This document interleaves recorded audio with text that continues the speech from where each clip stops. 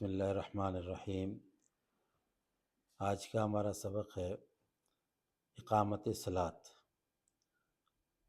دوسرا مسئلہ جو بیان کیا گیا اس آیت میں وہ ہے اقامت صلاۃ۔ اس سے پہلے ایمان کا مسئلہ بیان کیا گیا تھا، ایمان کیا ہے، اور اس کے بعد دوسرا اقامت صلاۃ یعنی نماز کا قائم کرنا کیا ہے۔ اقامت صلاۃ کے کئی معنی ہیں، جن میں سے سب سے پہلے اقامت یعنی قائم کرنا۔ عربی میں اتمام صلاۃ یعنی تقویم صلاۃ، تقویم الشیء و تحقیقی ہی، اس کے معنی علماء نے لکھے ہیں کہ کسی چیز کو درست کرنا، اس طرح سے درست کرنا کہ وہ اسے حقیقت کا رنگ دینا۔ اقامت صلاۃ کا بھی مفہوم یہ ہوگا کہ نماز کو حقیقت کا رنگ دیا جائے، یعنی نماز جس طرح سے اللہ چاہتے ہیں اور اللہ کے رسول چاہتے ہیں اس طرح سے نماز کا ادا کرنا، یہ حکم ہے۔ اور نماز کا ذکر قرآن پاک میں جہاں بھی آیا ہے وہ اقامت صلاۃ کے ساتھ ہی آیا ہے۔ تقریباً 700 سے زائد مقام پر نماز کا جو ذکر ہے وہ اقامت کے ساتھ ہی ذکر ہے، اور اقامت کا مفہوم یہی ہے کہ نماز کو اس کی حقیقت کا رنگ دینا، یعنی ایسی نماز ادا کرنا کہ جسے اللہ رب العزت نماز کہیں، ایسی نماز ادا کرنا جس کو اللہ کے رسول حضرت محمد مصطفیٰ صلی اللہ علیہ وسلم نماز کہیں۔ دیکھیں فرق ہے دونوں میں۔ ایک ہے وہ نماز جسے میں اور میرا معاشرہ نماز کہے، میرے بہن بھائی بیٹے اولاد، میری بیوی بچے وہ نماز کہیں کہ جی یہ نماز پڑھ رہا ہے۔ اور ایک ہے وہ نماز جسے میرا رب اور میرے رب کا رسول نماز کہیں۔ دونوں میں فرق ہے۔ دونوں میں فرق یہ ہے کہ ایک ظاہری شکل ہے جسے اوپر نیچے قیام اور رکوع جو ہم کر رہے ہیں، اور جس طرح سے بچپن میں ہم نے یاد کیا ہے، الحمدللہ سے شروع کرتے ہیں اور سلام پھیرنے تک پڑھ لیتے ہیں، اس کو نماز کا پڑھنا کہتے ہیں۔ اور اس کو ہمیں دیکھنے والے ہمارے اہل خانہ یا ہمارے اہل محلہ یا ہمارے اہل وطن ہمیں اس پر نماز پڑھنے والا کہتے ہیں، اس کو نمازی، ہمیں اس پر ہمیں نمازی کہتے ہیں۔ یہ ایک طرف ہے۔ اور دوسرا اس کا رنگ اور دوسری صورت یہ ہے کہ ہمارا اللہ ہمیں ہماری اس نماز پر ہمیں نمازی کہے، ہمارے رسول حضرت محمد مصطفیٰ صلی اللہ علیہ وسلم ہمیں نمازی کہیں، تو وہ نماز اقامت پر منحصر ہے۔ اور اقامت کیا ہے؟ جیسا کہ میں نے ابھی بتایا کہ تقویم الشیء و تحقیق ہی، کہ اس کو اس کی حقیقت کا رنگ دینا۔ دیکھیں حقیقت کا رنگ کب ہوگا؟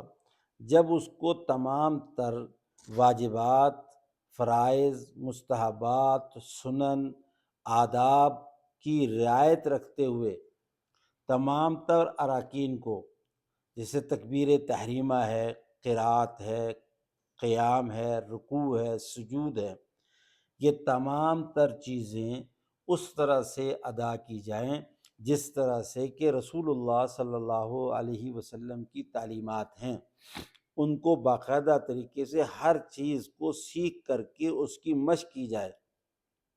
رسول پاک صلی اللہ علیہ وسلم فرمایا کہ نماز ایسے پڑھو کہ جیسے تم مجھے نماز پڑھتے ہوئے دیکھتے ہو، صلو کما رأیتمونی اصلی۔ تو رسول اللہ صلی اللہ علیہ وسلم جیسی نماز پڑھنا، یہ اقامت صلاۃ ہے۔ اور اس میں ایک مفہوم یہ بھی شامل کیا گیا ہے، ان الصلاۃ کانت علی المؤمنین کتابا موقوتا، کہ نماز کو اس کے اوقات پر جو فرض کیا گیا ہے اس کی اوقات کی رعایت رکھتے ہوئے، یعنی اس بات کا اہتمام کیا جائے۔ اقامت صلاۃ اہتمام صلاۃ ہے کہ نماز کے وقت کے شروع ہونے سے پہلے ایک فکر ہو ذہنی طور پر کہ میں نے نماز ادا کرنی، اور اس کے لیے ذہنی طور پہ، جسمانی طور پر فزیکلی تیار ہو کہ میں نے نماز ادا کرنی، اس کو اقامت صلاۃ کہتے ہیں۔ یعنی ایک نماز کی پوری فکر ہونا، پھر نماز کو پوری فکر کے ساتھ ادا کرنا، نماز کے تمام اراکین کو پوری توجہ و دھیان کے ساتھ ادا کرنا، پورے خلوص اور اہتمام کے ساتھ ادا کرنا، اللہ اکبر سے لے کر کے السلام علیکم ورحمۃ اللہ تک پورے کا پورا دھیان، پوری توجہ اللہ رب العزت کی طرف ہونا، یہ اقامت صلاۃ ہے، یہ ہے اہتمام صلاۃ ہے۔ اور عرب جو ہے وہ ایک مشہور ان کا مقولہ ہے، وہ کہا کرتے ہیں کہ جس طرح سوق بازار کے بارے میں کہتے ہیں کہ قامت السوق، قامت السوق کا مطلب ہے کہ بازار قائم ہو گیا، اور وہ اس وقت کہا جاتا ہے کہ جب پورے اہتمام کے ساتھ ہر دکان، ہر ٹھیلا، ہر تاجر اپنے پورے اہتمام کے ساتھ پورا بازار جب پورے جوبن پر ہوتا ہے، تو عرب کہتے ہیں کہ قامت السوق۔ تو اسی طرح سے علماء نے لکھا ہے کہ نماز پورے اہتمام کے ساتھ نمازی پڑھتا ہے تو اس کو کہا جاتا ہے اقامت الصلاۃ، اسی لیے کہا جاتا ہے قد قامت الصلاۃ، کہ نماز قائم ہو گئی، یعنی پورے اہتمام کے ساتھ امام صاحب کھڑے ہوئے، مقتدی کھڑے ہوئے، اور سارے کے سارے باوضو ہو کر کے اہتمام کے ساتھ صف سیدھی کر کے جب کھڑے ہو جاتے ہیں اللہ کے حضور، پھر جو ہے مؤذن کہتا ہے قد قامت الصلاۃ۔ تو نماز کا اہتمام ہمارے اوپر واجب ہے، ہمارے اوپر فرض ہے، ہمارے اوپر ضروری ہے، اور ایسی نماز اگر ہم ادا کریں گے تو کل قیامت کے دن یہ نماز ہمارے لیے باعث شفاعت بنے گی اور باعث نجات بنے گی۔ اور اگر نماز ایسی نہیں ہوگی تو یہ بات بھی ذہن نشین ہونی چاہیے کہ اللہ رب العزت نے فرمایا ہے کہ نماز ہی اگر برباد ہو گئی فویل للمصلین، یہ قرآن کا حکم ہے کہ فویل للمصلین، بربادی ہے نمازیوں کے لیے۔ یہاں یہ نہیں کہا کہ کفار کے لیے، منافقین کے لیے یا کسی اور کا ذکر نہیں ہے، نمازیوں کے لیے فویل، بربادی ہے للمصلین، نمازیوں کے لیے۔ کون سے نمازی؟ الذین هم عن صلاتهم ساہون، جو نمازوں کا اہتمام نہیں کرتے، جو نمازوں میں کوتاہی برتتے ہیں، نمازوں کو اقامت صلاۃ کو متروک ترک کر دیتے ہیں، تو ایسے نمازیوں کے لیے بربادی۔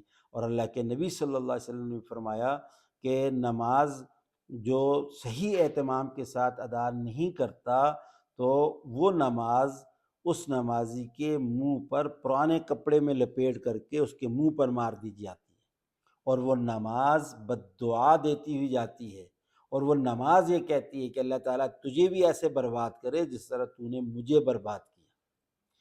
تو اس لیے بھائی نماز کا اہتمام ہمارے اوپر واجب ہے، ضروری ہے، پورے اہتمام کے ساتھ اس عظیم الشان فریضے کو ہم ادا کریں۔ اللہ تعالیٰ ہمیں عمل کی توفیق عطا فرمائے۔